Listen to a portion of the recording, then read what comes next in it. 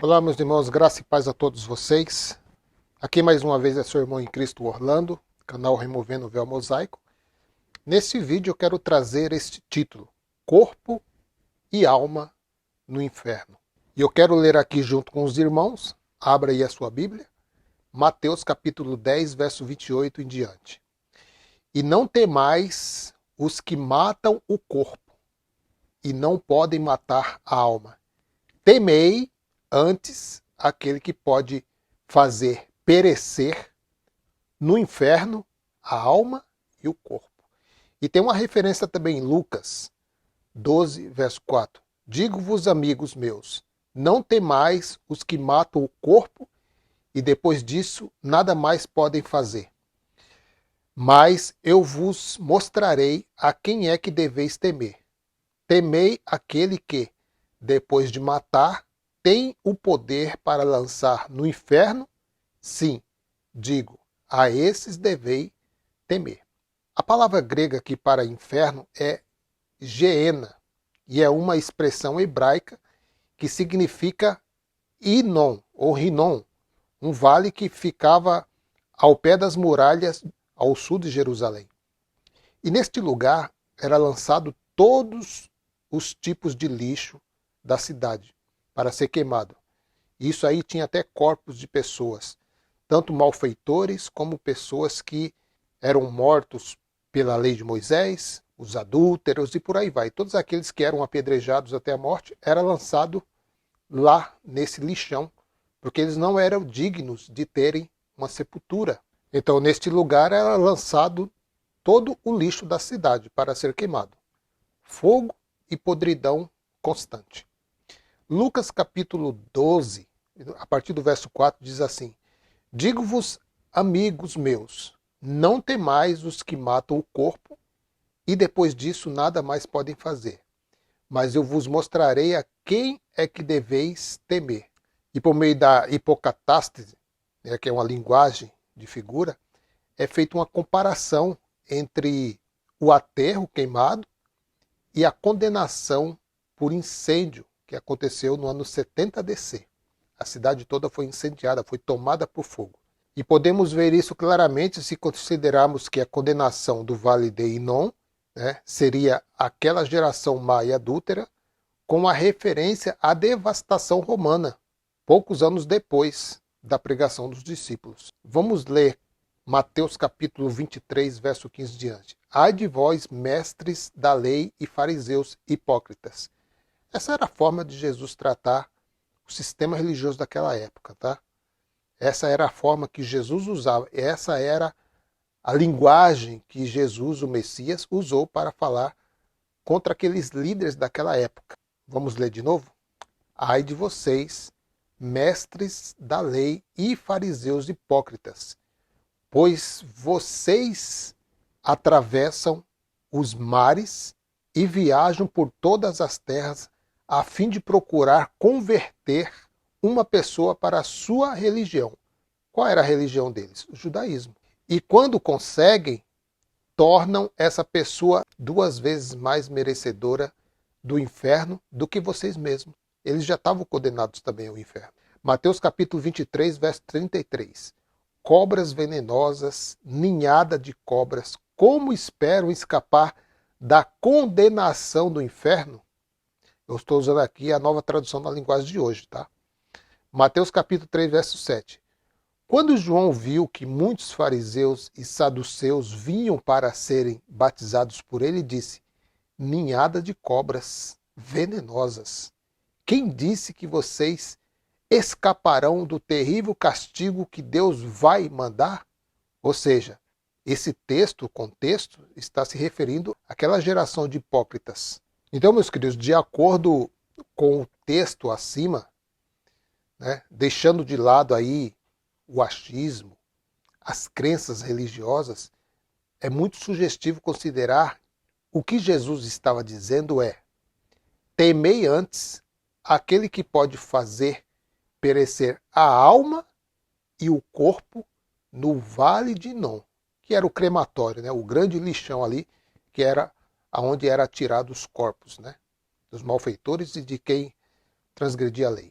Então, o contexto dessas passagens é sobre a missão que lhes foi confiada por Jesus sobre divulgar a mensagem do evangelho do reino e que seria expostos à perseguição pelos judeus. Olha aí, Mateus capítulo 10, verso 6. Pelo contrário, procurem as ovelhas perdidas do povo de Israel. Verso 17. Tenham cuidado, pois vocês serão presos e levados ao tribunal e serão chicoteados nas sinagogas. Ou seja, os discípulos acabariam morrendo na missão. Então, nesse versículo que acabamos de ler, Jesus ele está dizendo para eles, os discípulos, não temerem esses perseguidores, esses satanases, porque eles só podem matar o corpo e não a alma. Ao contrário, os discípulos seriam recompensados se eles perseverassem até o fim, se eles cumprissem a missão. Mateus capítulo 19, verso 27. Aí Pedro disse, veja, nós deixamos tudo e seguimos o Senhor. O que é que nós vamos ganhar? Verso 28. Jesus respondeu, eu afirmo a vocês que isto é verdade.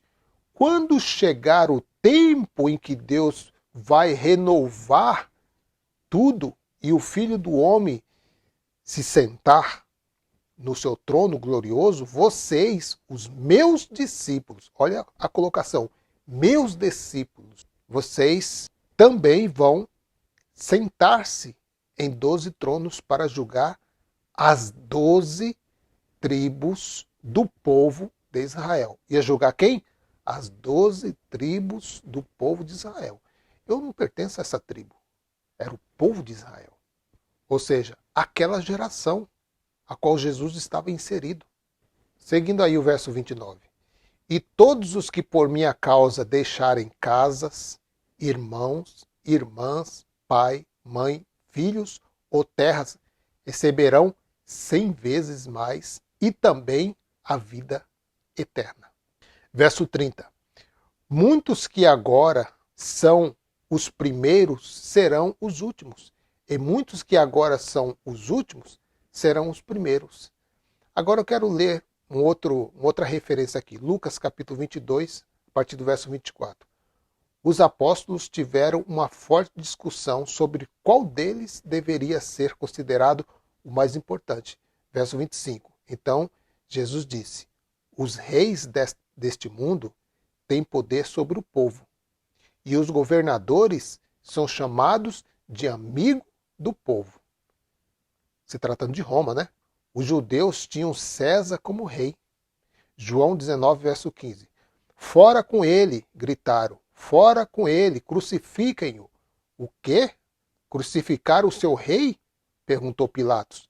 Em resposta, os principais sacerdotes gritaram, não temos outro rei além de César.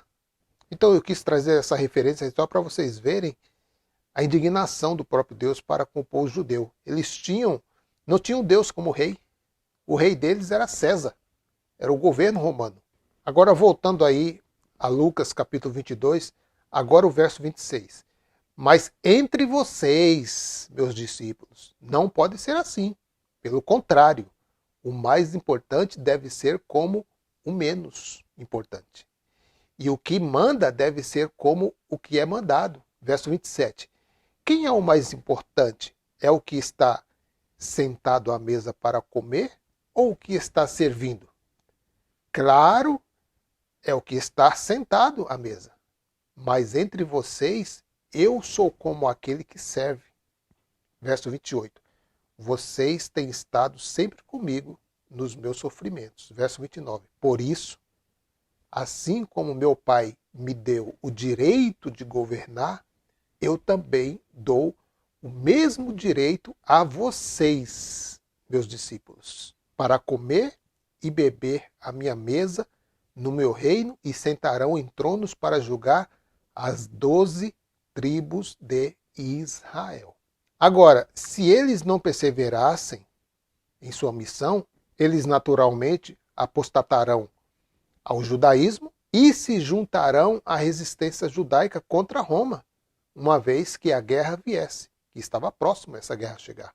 O historiador Flávio Josefo ele relata essa guerra que ocorreu meados ali do ano 70.